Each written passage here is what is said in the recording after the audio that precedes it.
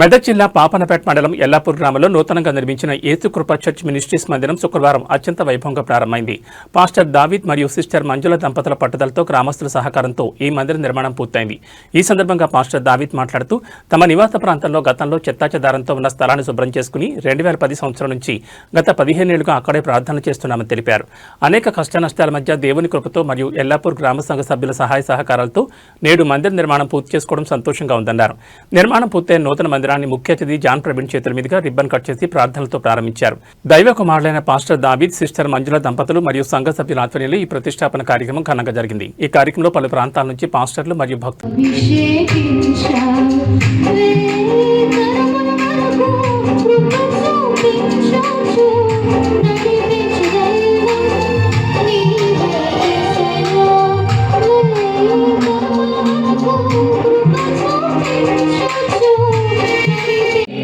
సంతోషంగా జీవింతును జీవంగల దేవునిగా నిన్ను కనుగొన్నాను జీవంగల దేవునిగా.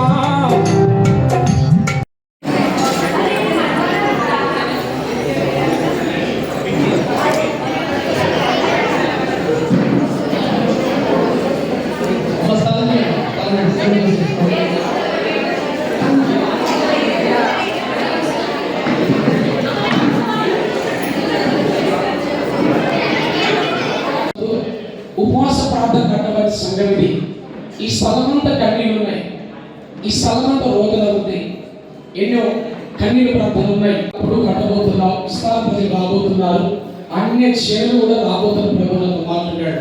అది 15 సంవత్సరాల క్రితం నేను దైవజనాలు ప్రార్థన చేస్తున్నాం, ఏడుస్తున్నాం. ఈ సేవకు ముఖ్య కారణం పాస్టర్ అమ్మ. ప్రార్థన అమ్మ ఎప్పుడు వెళ్ళాలని ప్రార్థన చేశాడు,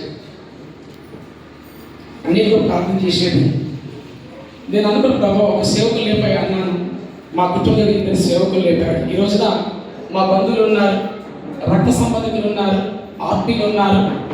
నా జీవితం ఎలా చూశారు కళ్ళ కొన్న తెలియదు మనకి. అన్ని నష్టాలే చెప్పడానికి సమయం లేదు.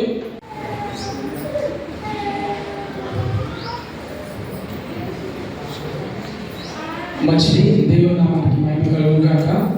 సమయం మొదలైంది, మీరు సాక్ష్యం కూడా చెప్పమన్నారు కాబట్టి చెప్తున్నా. నా పేరు దుర్గాదాస్, సేవలో దావిద్ అంటారు. మా అమ్మ నాన్న దైవయ్య లక్ష్మణులకు నేను 8వ సంతానాన్ని, 10 మంది సంతానం, 7 బిడ్డలు, 3 మగపిల్లలు. అయితే 1994 సంవత్సరంలో దేవుడు నన్ను రక్షించాడు. నాటమైన నీటి వరకు నాకు ఒకటి బాధ, ఆత్మలు రక్షించబడాలని కుటుంబంలో చాలా ప్రార్థన చేస్తే వెళ్తుంటే కడుపు నాతో మాట్లాడి సేవ చేయమన్నాడు.